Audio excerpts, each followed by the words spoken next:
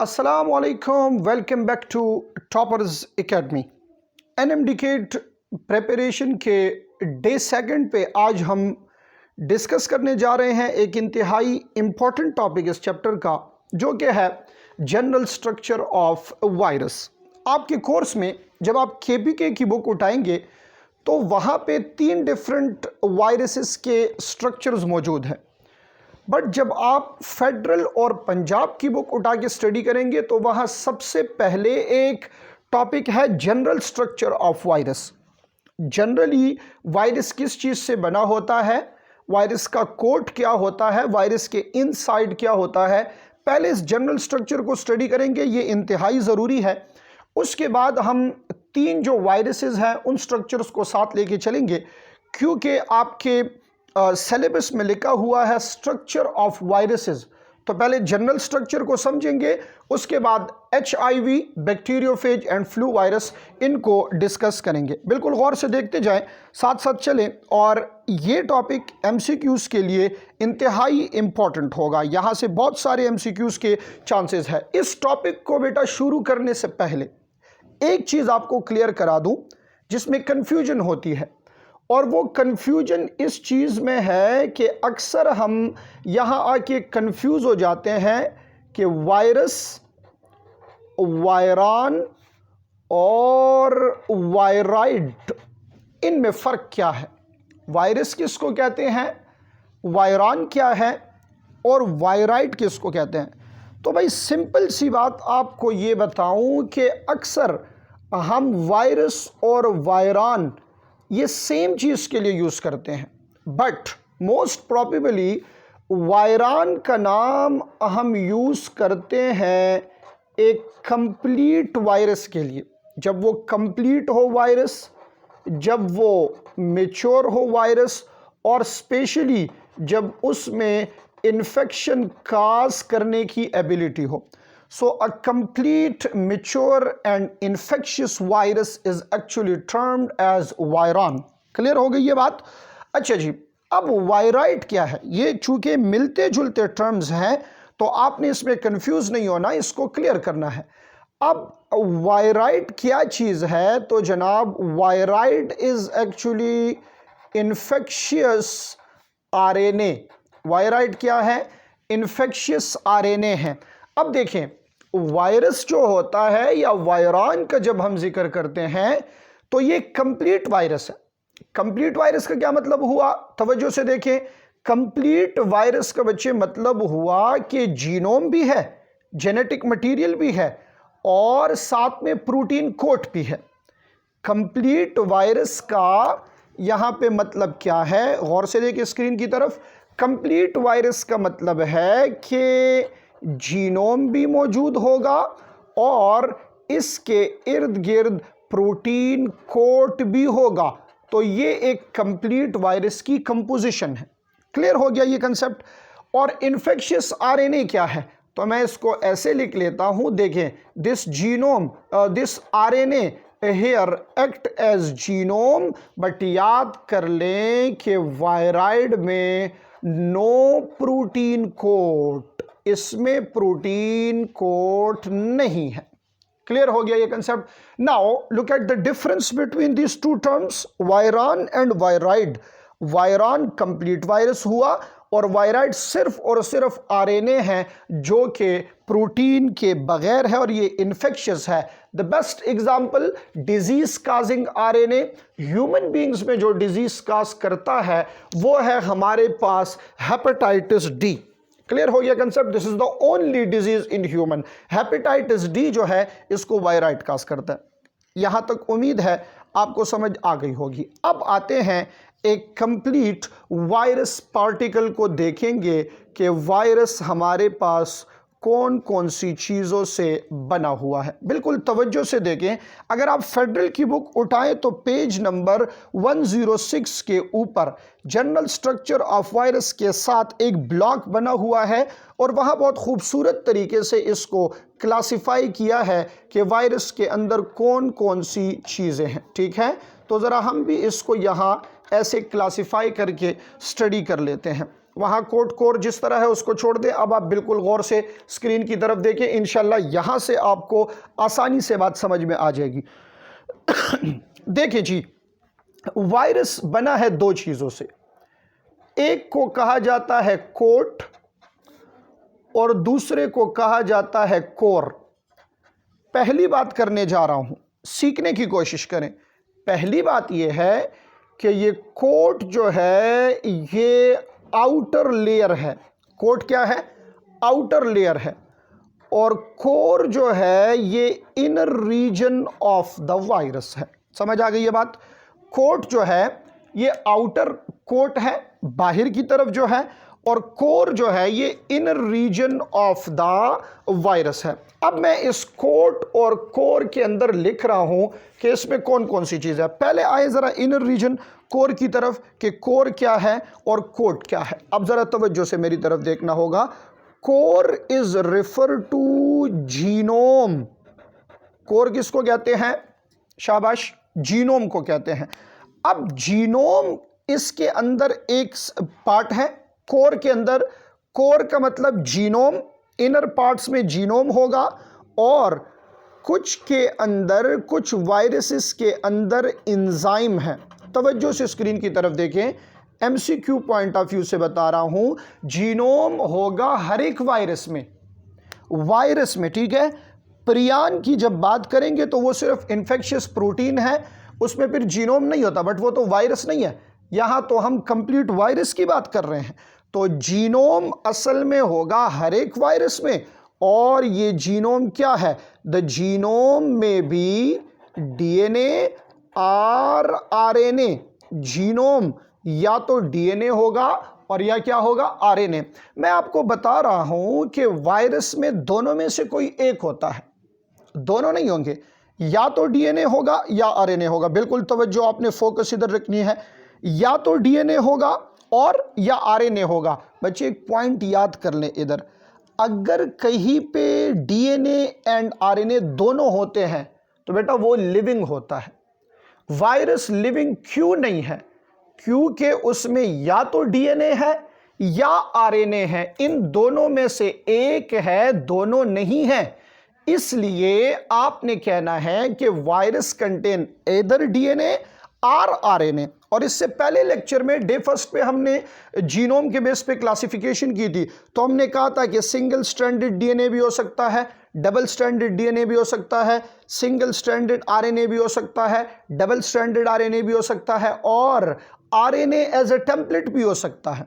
RNA as a template भी हो सकता है, यानी कि single stranded RNA can be converted into messenger RNA, act as a template for messenger RNA, or single stranded RNA can be converted into double stranded DNA। Double stranded DNA में भी convert हो सकता है। अब बेटा इस conversion वाले virus के लिए देखें, कुछ वायरसेस में, तवज्जो से स्क्रीन की तरफ देखें, कुछ वायरसेस में सिर्फ डीएनए होगा, कुछ वायरसेस में सिर्फ आरएनए होगा, जो थ्रू आउट द साइकिल यही जीनोम रहेगा। बट यहां एक पॉइंट आपको दे रहा हूं, वो वायरस जिसमें सिंगल स्ट्रैंडेड आरएनए, तवज्जो स्क्रीन की तरफ, जिसमें सिंगल स्ट्रैंडेड आरएनए कन्वर्ट होता है या तो आरएनए में, मैसेंजर आरएनए, या डबल स्ट्रैंडेड आरएनए आप लिख लें, और या ये सिंगल स्ट्रैंडेड आरएनए कन्वर्ट होता है डबल स्ट्रैंडेड डीएनए में। तो बच्चे ऐसे वायरस के अंदर फिर जरूरी है कि क्या मौजूद हो? एंजाइम मौजूद हो। समझ आ रही है ना? वो वायरसेस जिसमें डीएनए रिमेन डीएनए, वो वायरसेस जिसमें आरएनए रिमेन आरएनए, उसमें एंजाइम्स फिर नहीं होंगे, उसके कोर में एंजाइम्स नहीं होंगे। बट वो वायरसेस जिसमें सिंगल स्ट्रैंडेड आरएनए कन्वर्ट होता है डीएनए में या आरएनए में, उनमें बेटा एंजाइम्स बहुत ज्यादा जरूरी होंगे। So the point is that कि these enzymes are required for the process of conversion। Single stranded RNA को ये कन्वर्ट करेंगे किस चीज में? डीएनए में या आरएनए में। और आपकी फेडरल की बुक में इसकी बेहतरीन एग्जाम्पल जो लिखी गई है वो दो एग्जाम्पल्स हैं। एक है हमारे पास रेट्रोवायरस, और दूसरा है हेपेटाइटिस बी वायरस। ये वो वायरसेस है जिसके अंदर स्पेशली रिवर्स ट्रांसक्रिप्टेज मौजूद है। सो reverse transcriptase is responsible for conversion of single stranded RNA into double stranded DNA, और याद रखिए उस डीएनए को फिर कॉम्प्लीमेंट्री डीएनए कहते हैं। इसको आगे जाके एचआईवी के प्रोसेस में, एचआईवी के स्ट्रक्चर में डिस्कस करूंगा, क्योंकि HIV belong to retrovirus, HIV belong to retrovirus. Clear है ये बात? तो ये आपका कोर हो गया है कंप्लीट यहां तक। जरा रिवाइज करें मेरे साथ। Virus is made up of coat and core, coat is outside, core is inside. Core में सबसे इंपॉर्टेंट जो हर एक वायरस में होगा वो जीनोम है। द जीनोम में भी DNA or RNA, if throughout the cycle DNA remain DNA, RNA remain DNA, फिर एंजाइम्स नहीं होंगे। But some viruses contain core enzymes. वो core enzymes protein in nature है, और वो क्या करते हैं, वो कन्वर्जन करते हैं। स्ट्रक्चर में भी इसको, जीनोम के बेस पे क्लासिफिकेशन में भी इसको मैंने डिस्कस किया था। तो इन पॉइंट्स को आप एमसीक्यूज के लिए याद रखें। Point number 1, virus contain which of the following, DNA and RNA, DNA or RNA. तो बेटा पॉइंट होगा डीएनए आर आरएनए। कौन से वायरसेस में एंजाइम्स होंगे in which single stranded RNA is converted into RNA और डीएनए? ऐसे वायरसेस में क्या होंगे, एंजाइम्स होंगे। एंजाइम्स स्पेशली कहां पे है, रेट्रोवायरस में और हेपेटाइटिस बी वायरस में। ये वो वायरसेस हैं जिसके लाइफ साइकिल में आरएनए कन्वर्ट होता है किस चीज के अंदर, डीएनए के अंदर। क्लियर है यहां तक कंसेप्ट? अब आ जाए कोट की तरफ। ये वायरल कोट जो है ये आउटर कवरिंग है। वायरल कोट क्या है, ये आउटर कवरिंग है। अब देखें कि ये आउटर कवरिंग सबसे इंपॉर्टेंट इसमें हमारे पास है कैप्सिड। क्या है, कैप्सिड। और याद रखें कुछ वायरसेस के अंदर, फिर कुछ वायरसेस के बाहर, ये तो आउटर है ना, फिर इन्वेलप भी होगा। दोहरा रहा हूं, capsid is the outer coat of virus, every virus, but envelope is found in some viruses. ये इन्वेलप कहां से आता है और ये कैप्सिड क्या है, इसको डिस्कस कर रहा हूं। बिल्कुल तवज्जो से गौर से मेरी तरफ देखें भाई। कैप्सिड की कंपोजिशन जब आप देखते हैं तो ये कैप्सिड बना होता है किस चीज से, this capsid is made up of सब unit, made up of subunit called capsomere. Virus का जो कैप्सिड है ये किस चीज से बना होता है, सब यूनिट से बना होता है। वो सब यूनिट्स क्या कहलाते हैं, वो कैप्सोमेयर कहलाते हैं। भाई प्रोटीन है, प्रोटीन है। तवज्जो से देखें, कैप्सोमेयर को याद रखें इधर। अच्छा, डिफरेंट वायरसेस में डिफरेंट नंबर ऑफ कैप्सोमेयर्स होते हैं। लाइक आपकी बुक में जो एग्जांपल्स इस वक्त हैं, 3 एग्जांपल्स बच्चे याद करने हैं। हर्प सिंप्लेक्स वायरस में 162 कैप्सोमेयर है, ठीक है। हर्प सिंप्लेक्स वायरस में 162 कैप्सोमेयर है। Another virus adeno virus, adeno virus में 252 कैप्सोमेयर है।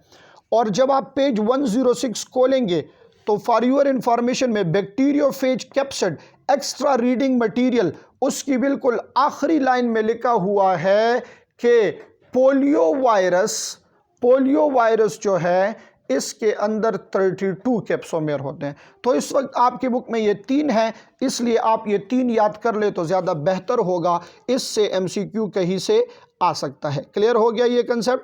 अच्छा जी, अब ये कैप्सिड जो है हमारे पास, इसमें जो कैप्सोमेयर्स की अरेंजमेंट है वो 2 तरह की सिमेट्री इसकी हो सकती है, 2 तरह की अरेंजमेंट इसकी हो सकती है। तवज्जो से देखें, जब ये कैप्सोमेयर अरेंज होते हैं, इधर देखिए गौर से, 2 तरह के अरेंजमेंट है कैप्सोमेयर की। तवज्जो से एक अरेंजमेंट इसकी ये है कि इसमें 20 ट्रायंगल्स बन जाए, 20 ट्रायंगल्स फेस बन जाए, ठीक है, 20 ट्रायंगल्स बन जाए।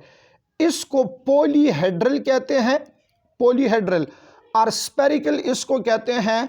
And generally this is called icosahedral. This is the arrangement of symmetry of capsomere, ठीक है ना। नंबर 2, सेकंड अरेंजमेंट कैप्सोमेयर की ऐसे हो सकती है कि ये हॉलो हो, अंदर से खाली हो ये कैप्सिड, तो ये जो कैप्सोमेयर की अरेंजमेंट है आपके पास, दिस इज कॉल्ड हेलिकल। अब आपने प्रीवियस लेक्चर में, डे फर्स्ट के लेक्चर में हमने एक पॉइंट डिस्कस किया था, classification on the basis of genome and classification on the basis of capsid. तो उसमें हमने जिक्र किया था इकोसेडल और हेलिकल का, स्पेशली हेलिकल का। तो याद कर ले, if capsomere are arrange in a manner कि वो हॉलो हो, हॉलो कोइल स्ट्रक्चर बनाए, तो ये हेलिकल कैप्सिड होगा, हेलिकल अरेंजमेंट होगी। और अगर 20 ट्राइंगल्स इसके शेप्स बनते हैं, इसके फेसेस बनते हैं, तो ये फिर इसको क्या कहेंगे, इसको इकोसेड्रल कहा जाता है। क्लियर हो गया ये कंसेप्ट? अच्छा जी, इन्वेलप की कंपोजिशन क्या होगी और इन्वेलप आएगा कहां से? The very first important thing, envelope की जो हमारे पास कंपोजिशन है ये है लिपोप्रोटीन, ठीक है, यानी the combination of lipid and protein. And the second important thing, ये जो इन्वेलप है हमारे पास, ये कहां से आएगा? ये इन्वेलप बनाता है होस्ट सेल मेम्ब्रेन या होस्ट मेम्ब्रेन सरफेस, ठीक है। कौन बनाता है इसको? Host membrane surface. अब देखें, इसमें प्रोटीन पार्ट भी है ना, तो इसका जो प्रोटीन पार्ट है वो असल में वायरस इसको कोट करता है। यानी वायरस का जो जीनोम है ना, उस जीनोम में कोड्स इंफॉर्मेशन होंगे इस इन्वेलप के प्रोटीन को कोड करने के लिए। तो याद रखें कि इन्वेलप जो है होस्ट का मेम्ब्रेन सरफेस और वायरस का जो कोडिंग है ये इन दोनों के पास, specially cell membrane surface of the host cell. Clear है कंसेप्ट? अच्छा, एक और चीज आपने देखी होगी आउटर में। देखें, अगर ये आपके पास कैप्सिड है, तवज्जो से देखिए जरा, या इन्वेलप है, तो इसके ऊपर आपने ऐसे स्ट्रक्चर्स देखे होंगे, ऐसे रॉड शेप या ऐसे स्पाइक शेप। देखिए, ये इसका रॉड है, ये स्पाइक है। तो ये जो स्पाइक्स है they are glycoprotein in nature. ये स्पाइक्स क्या है? Glycoprotein in nature. शाबाश, मेरे साथ इसको जरा रिवाइज करें। कोट में कैप्सिड प्योरली ये होगा protein specially, and that protein, ये सब यूनिट क्या होगा? कैप्सोमेयर। ये कैप्सोमेयर के नंबर याद कर लें। अगर कोट के इन्वेलप की बात करें तो लिपोप्रोटीन। अगर उसके ऊपर स्पाइक्स की बात करें तो स्पाइक्स फिर बना होता है किस चीज से? ग्लाइकोप्रोटीन से फिर स्पाइक बने होते हैं। क्लियर हो गया ये कंसेप्ट? और ये स्पाइक जो है ये होस्ट सेल के सरफेस के ऊपर अटैचमेंट के लिए रिस्पॉन्सिबल होते हैं। आगे जाके हम जब HIV पढ़ेंगे तो HIV में भी ये स्पाइक्स मौजूद है, और जब हम फ्लू वायरस पढ़ेंगे उस फ्लू वायरस में भी ये स्पाइक्स मौजूद है। क्लियर हो गया ये कंसेप्ट? तो आगे हम इन चीजों को डिस्कस करेंगे that they are responsible for the process of attachment on host surface. Generally virus का स्ट्रक्चर कोट और कोर से बना है। Coat is the outer one and core is the inner one. इसको डिटेल से हमने KP फेडरल प्लस पंजाब की book से उठा के डिस्कस किया है। उम्मीद है यहाँ से जो भी MCQ आएगा वो आपका क्लियर होगा, कोई कन्फ्यूजन नहीं होगी। मज़ीद कन्फ्यूजन्स आपकी तब क्लियर होगी और मज़ीद आपको पॉइंट्स तब मिलेंगे जब हम इस चैप्टर के MCQs करेंगे। बाज़ औक़ात कुछ पॉइंट्स ऐसे होते हैं जो MCQs के थ्रू समझ आते हैं, कुछ पॉइंट्स ऐसे होते हैं जो लेक्चर के दौरान समझ आते हैं, तो इनको हम डिस्कस करेंगे। फिर प्रीवियस पेपर को जब देखेंगे, एनालाइज करेंगे कि वहाँ से कैसे, किस तरतीब से, किस पॉइंट्स, कौन से पॉइंट्स आए हैं, किस तरीके से क्वेश्चंस आए हैं, तो आपका माइंड बिल्कुल एंट्री टेस्ट के लेवल पे पहुंच जाएगा। क्लियर है ये कंसेप्ट? मिलते हैं एक नेक्स्ट लेक्चर में जिसमें हम डिस्कस करेंगे कैरेक्टरिस्टिक ऑफ वायरस। इसको पहले डिस्कस करना है एक शॉर्ट से लेक्चर में, और फिर आगे जाके हम जो मुख्तलिफ स्ट्रक्चर ऑफ वायरसेस हैं उनको डिस्कस करेंगे, और कुछ मज़ीद पॉइंट्स और डिजीज़ में से और इस तरीके से स्ट्रक्चर्स में से ये आपको मिलते जाएंगे। तो कोशिश करें कि इन लेक्चर्स के साथ साथ बुक्स को रीड करें। बुक को रीड करना ज़रूरी है। तीनों बुक्स आपके पास होने चाहिए ताकि MCQ कहीं से भी आपका गलत ना हो। साथ में प्रीवियस पेपर के MCQs को एनालाइज करना, उसको पढ़ना, ये भी इंतहाई ज़रूरी है। ठीक है, मिलते हैं एक और लेक्चर में, तब तक अपना बहुत सारा ख्याल रखिएगा। Thank you so much. अल्लाह हाफिज़।